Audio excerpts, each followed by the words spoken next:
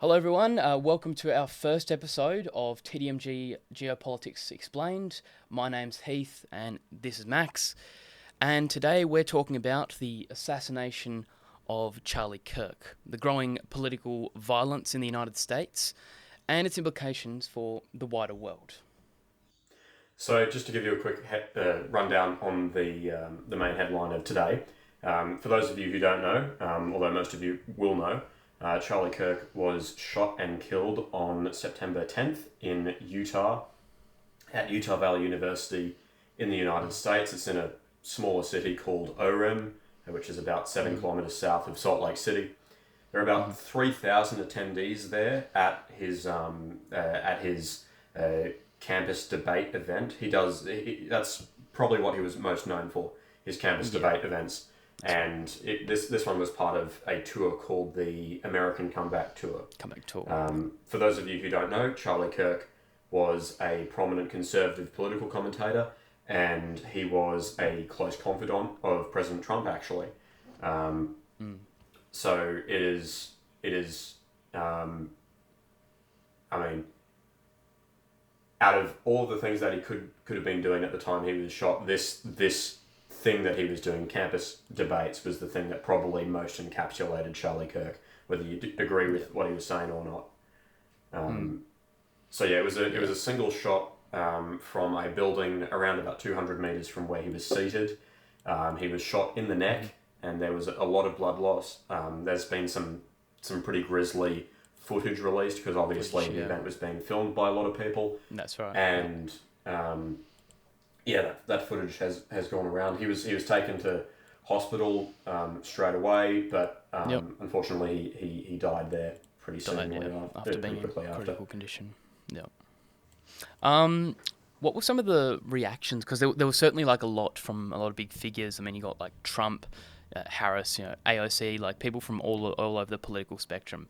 What people, I guess, reacted to this shooting, and what do you think the overall consensus was from most of these people? So it was pretty good to see that there was, at least from, well, we'll start with the presidents and ex-president and ex-presidents. So there was universal condemnation of this amongst them. Trump released a social media post pretty quickly after saying the great and even legendary Charlie Kirk is dead, and obviously mourning him. He was a close confidant of him. Also, he released a video address sometime later, calling Charlie a patriot, a martyr for truth, and Trump emphasized that certain people in the media or on the radical left, as he called it, had some responsibility for this shooting, which is obviously more of a political take on it, and that part of the statement has been criticised by people on the left of politics for being divisive. In terms of other former presidents, we had statements from George W. Bush, Bill Clinton, Obama, and Biden, and they all condemned political violence. We also heard from J.D. Vance, who is, I believe, a bit of a closer friend of Charlie's than Donald Trump was. Obviously that's a mix of a political statement as well as a personal statement that he made, obviously condemning the act. I believe Kamala Harris made a statement as well, and AOC made a statement as well. Both of them were condemnations of it. AOC also has pushed for stronger gun laws in the aftermath of the shooting, which obviously people on the right of American politics don't agree with, but they agree with the condemnation.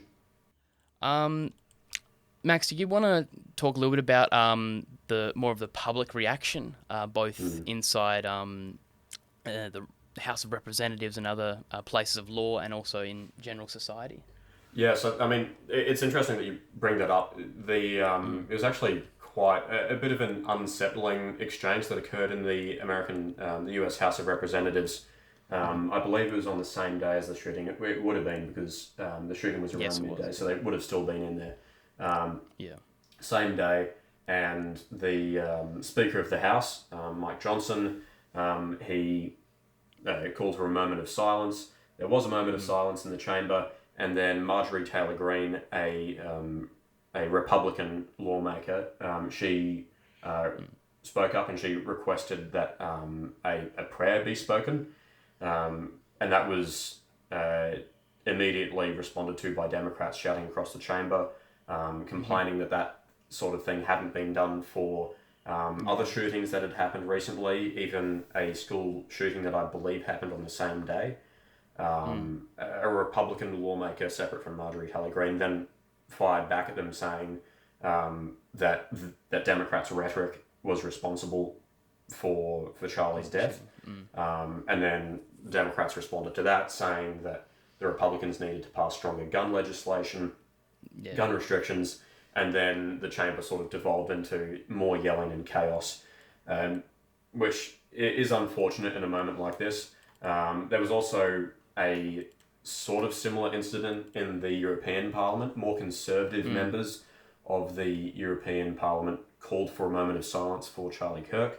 That motion for the moment of silence was defeated, but the conservative members of the European Parliament still stood up for that moment of silence and held it anyway. And I believe, I could be mistaken, but from what I've seen, the more left-leaning members of European Parliament were clapping or making some sort of noise during that moment of silence to sort of prevent it from happening. Which, again, it's unfortunate to see political divisions after a moment of political violence. Before we continue, I'd like to mention our Snapshots Magazine, which we've just released in print for the first time.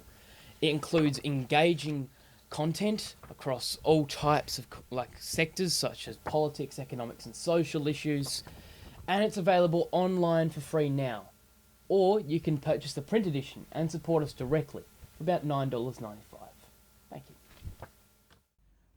you. So moving on, one of the main themes of TDMG Geopolitics Explained is to kind of uncover what all of this means for the world, as well as a few countries like our own, Australia and the US. Yeah, so what does the death of Charlie Kirk mean? Well, some individuals from the left and the right have called this moment like an opportunity to end political violence and assassinations and to raise more awareness regarding these issues. It's been seen, it's very different to other world leaders. Both the progressive and conservative establishment in America have been saying that he has a family, 2 children, and it was a religious leader as well as a political one. You have people like RFK Jr. and Trump calling him a powerful orator and someone who is, engaging respectively and peacefully with the goal of bringing people together and engaging in honest debate. I guess the death could show society that you're not necessarily able to speak as freely or have genuine opinion or ability to discuss issues, because as we've seen with Charlie Kirk being shot as a result of doing that. And we've seen similar assassinations in the past. I know there's been social media posts going online of individuals comparing Charlie Kirk to Martin Luther King and John F. Kennedy, Robert F. Kennedy, Jesus, and all them. So there is that narrative that's been kind of projected, kind of that martyrdom of Charlie Kirk, and that he was just someone who was trying to speak and trying to advocate for issues in a peaceful manner and was shot.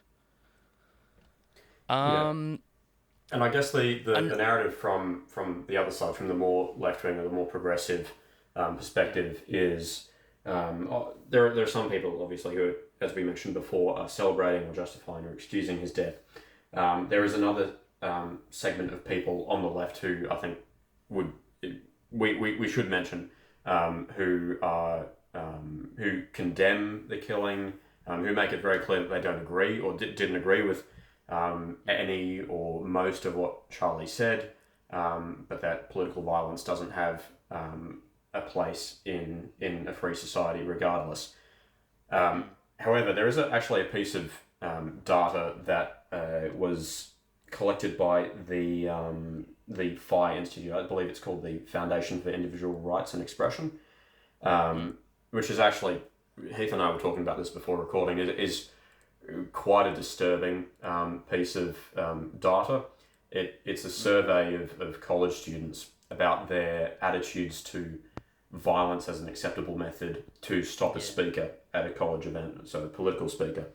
And in 2020, the number of students who thought that was an acceptable way to stop a speaker was 1 in 5.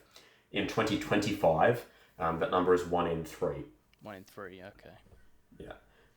So, I mean, it's another demonstration of the fact that political violence is actually increasing in frequency in the United States. And Heath, there have already been political assassinations this year, or politics-related assassinations this year. Do you want to just go through some of them? Yeah. So a few months ago, so around about June the 14th, there was an assassination of Minnesota State Representative Melissa Hortman. And it was shot in her home. She was one of the leaders in the House Democratic Caucus in that state. There's also been other assassination murders. We had the CEO killing, United Health CEO killing last year, and we've had other shootings at both Republican and Democrat senators. And I guess this shooting of Charlie Kirk kind of highlights a more broader issue in the United States, and that's just political violence, which has just been growing consistently. And it kind of goes back to your figure of individuals who find violence as a acceptable means to stop a speaker. I mean, even though it's a youth statistic, I believe though that data would also reflect in the adult population. And yeah, we've seen the rise in gun violence as well in the United States. And yeah, we've just seen an increase in violence overall, number of assassinations, and it's definitely created an environment of increased polarization and political tribalism. People separating apart, and some are feeling justified to use violence to get their points across. And on that point about political polarization that you mentioned, that's actually, and I think we'll get onto this a bit in more detail about the effect on Australian politics in Australia. Yeah. But I actually have a personal account that I'd like to share. Yeah. So I was going into work a few days ago after Charlie Kirk was shot. I was on the bus, and the bus driver and I were having a conversation, and he brought up Charlie Kirk. I was just talking about whatever, like the weather or whatever. And he mentioned Charlie Kirk, and he made it very clear that he was a fan of Charlie Kirk. And he just started telling me, without any prompting, that he and his 50-year-old friend, who I assume they'd been friends for many years, he said that his friend had sort of mocked or made fun of the death of Charlie Kirk, and that they were no longer friends. Which is, I mean, it's an astounding thing that the assassination of a political figure in the United States on the other side of the world can affect friendships here in Australia and ruin friendships. I also went to the Charlie Kirk vigil at UQ on Sunday, on the 14th of September. Yeah, and what was that like? Yeah, so honestly, I was considering whether or not I should go to it, because the stuff that I do here and the stuff that I do in Current Affairs Club is politically neutral. But I thought, yes, there's going to be people with MAGA hats and whatever, and yes, if there's photos taken, I'm going to be with them. But this is an incident of political violence. It's not a partisan thing. There were people actually at the vigil from across the political spectrum there. Obviously, there were MAGA people there, but there were people from across the political spectrum there. And what I saw there was peaceful, apart from a very brief momentary scuffle between the lone protester against Charlie Kirk. He had a sign that read, "You're mourning a white supremacist."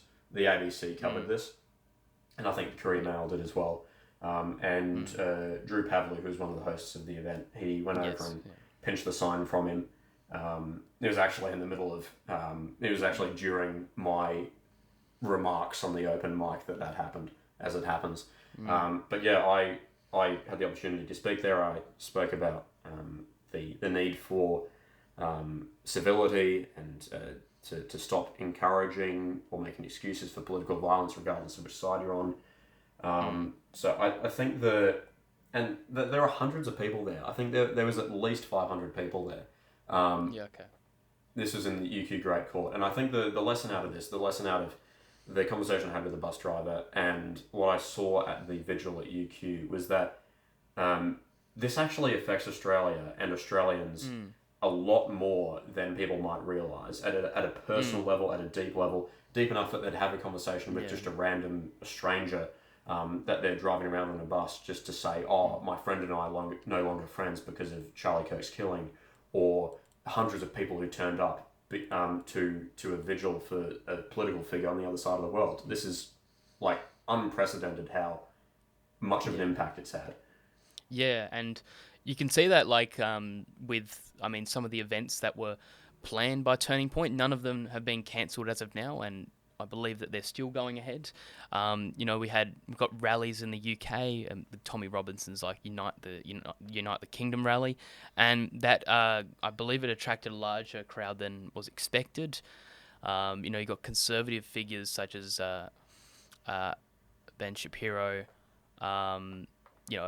essentially saying that he'll pick up the baton and go to colleges and universities and start debating and discussing issues there. And we're kind of seeing like many like individuals just rising up and starting to talk about things. As for some of the responses to this, like, there could be a potential for this to go backwards. There could be potential for further self-censorship and, withdrawing from a political debate. Because after the shooting, many people might be,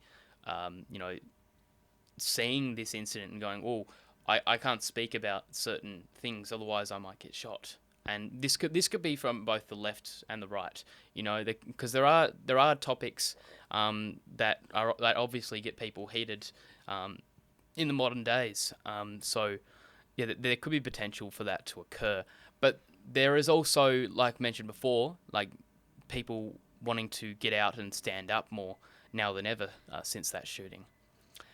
In terms of the political response, we kind of talked about it before. But the Democrats in the US have heightened up their activities regarding like advocating for gun law reforms and restrictions in an attempt to curb political violence, and obviously AOC being one of the major advocates for this. But of course, you've got like the Republicans on the other side saying that by limiting guns, individuals would just change to like knives or other weapons more. So it seems like the classic gun debate in the US is just going through another round of repetition. Yeah, that's right. In terms of trying to end political violence, because there's going to be individuals now that are going to be trying to advocate to stop this stuff from happening. If you actually Google online right now, there's only one organization in the world that I could find that directly, advocates for, trying to resolve political violence, because all the others are just either humanitarian, like specifically focused, or disaster relief, or like wars. It's not specifically for political violence. And that's called Hope PV. And if you get it up, it's called Hope. So Harnessing Our Power to End Political Violence. And it's an organization based in the US. And it's kind of more got like, I guess, resources and, guides on how to like reduce polarization, that sort of stuff. But there's no sort of organization like that, and I haven't really seen anything apart from this org doing anything. So that could be something that also changes going forwards. I Yeah, mean, I we've mean, had there's a bunch of, sorry to interrupt, but there are yeah, so quite a few, I guess, free speech or non-partisan like discussion forums that exist yeah, for in sure. different countries. But in terms Yeah, of, as you said, something that directly addresses the issue of political violence, yeah. um, there's not many of those. Yeah, there's basically none, and that could change going forwards, but we'll obviously have to see. I mean, there's been many acts of political violence in the past. Both like less well known cases, but also like the big ones like Martin Luther King and RFK and JFK. But this could be a potential. This shooting could be a potential turning point. I don't mean to reference Turning Point here.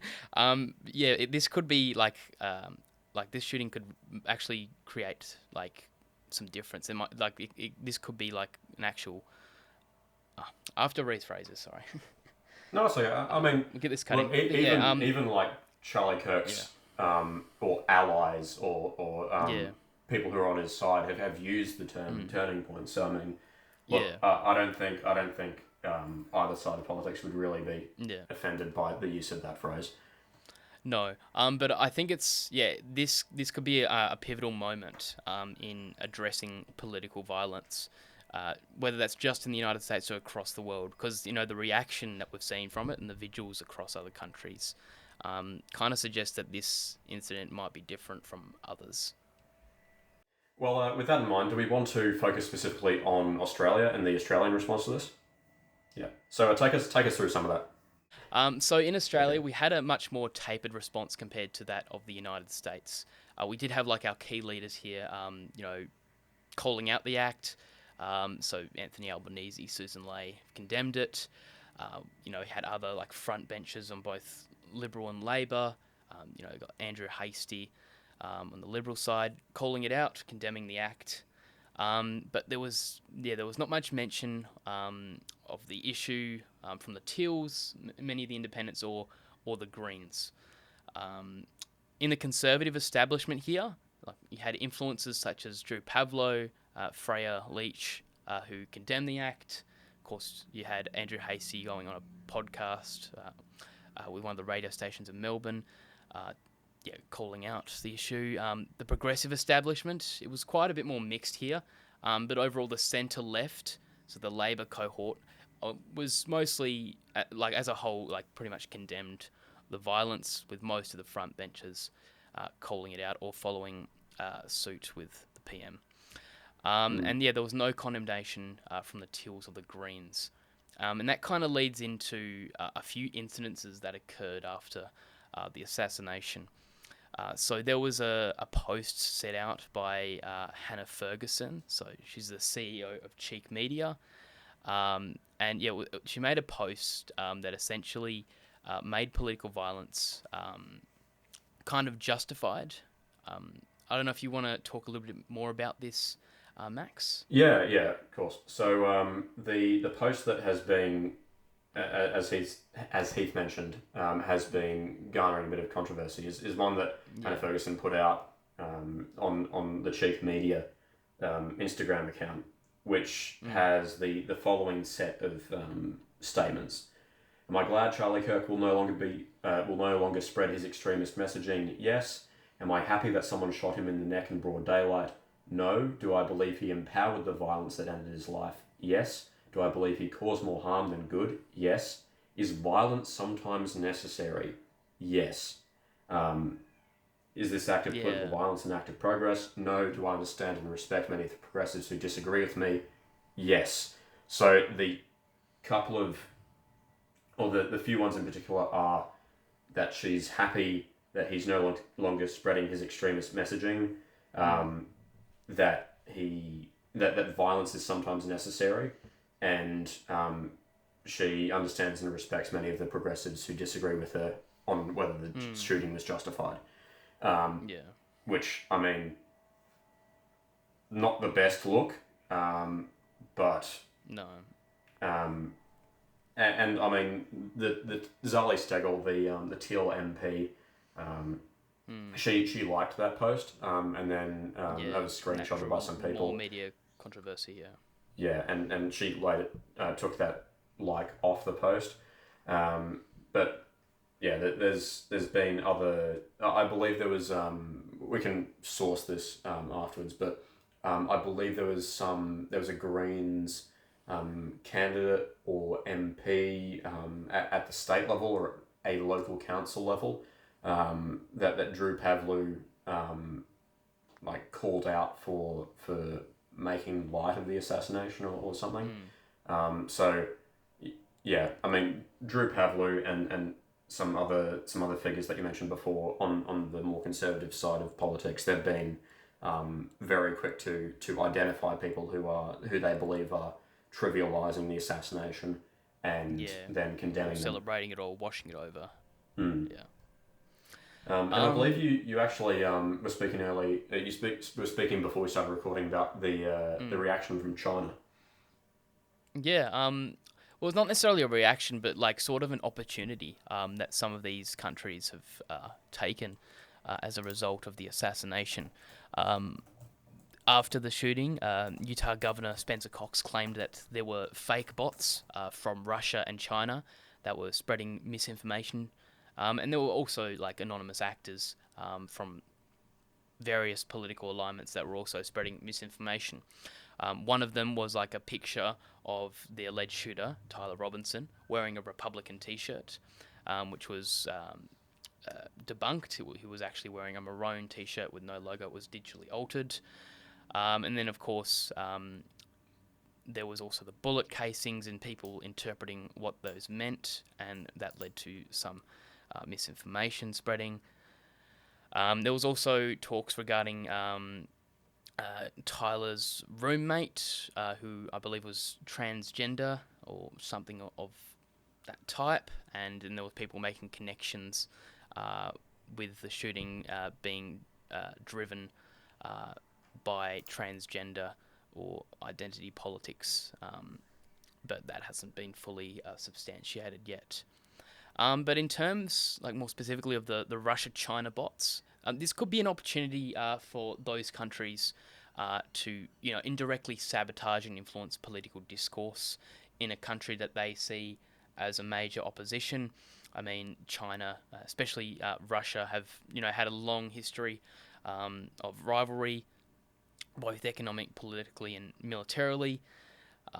So it could be in their best interest to kind of drive and influence the division that's occurring in the country. And we saw a similar narrative during various presidential elections of Russia and Chinese interference. So there's also that can be taken into account.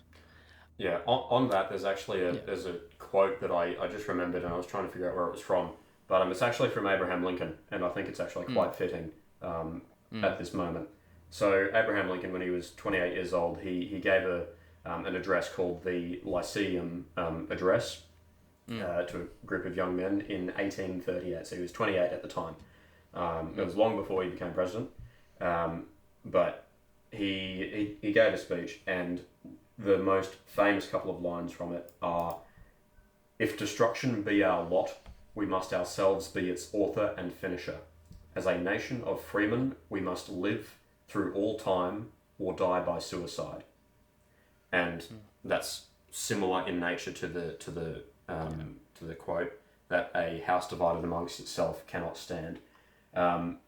So yeah, Abraham Lincoln and other Americans are very very strong believers in the potential of the United States to succeed over its adversaries. But when it is internally divided, especially moments like this, it is an opportunity for its rivals to gain the upper hand or exploit this to divide America and weaken it. And I think that pretty eloquently sums up the situation. Yeah. Well, that's all I've got in regards to the incident. I was wondering if you have any last words regarding the shooting and any other implications that it could have for the world. Well, I think we've covered all of the bases pretty well. Obviously, people in the comments, if there was something that you think we should have covered, then obviously let us know. But I think I'll just leave us with something similar to what I said at the vigil on the open mic, which is that each and every one of you has a voice. You have the ability to use that voice to drown out the hateful elements on whichever side of politics you're on. And you should do that, whether you agree with Charlie Kirk or not. The ability to speak freely, like Heath and I have been doing now, is something that we all enjoy, regardless of whichever side of the political spectrum we're on. And yeah, I'd just say, use your voice and promote the good and the civil over the bad and the violent. Cool. Thank you for the closing remarks. Yeah, I guess this is our first episode of the Geopolitics Explained podcast. So, as Max kind of mentioned, if there's anything that we didn't really cover or if there was something that we missed out, be sure to let us know. We're consistently improving this as we go on, so please let us know how we can improve things, and we'd love to implement them. Also, if you have any ideas about future episodes, be sure to let us know, and we'll see if we can get to them. So, once again, I'm Heath, and this is Max. Thank you for watching the TDMG Geopolitics Explained, and we'll see you in the next episode. Will do. Thanks, Heath.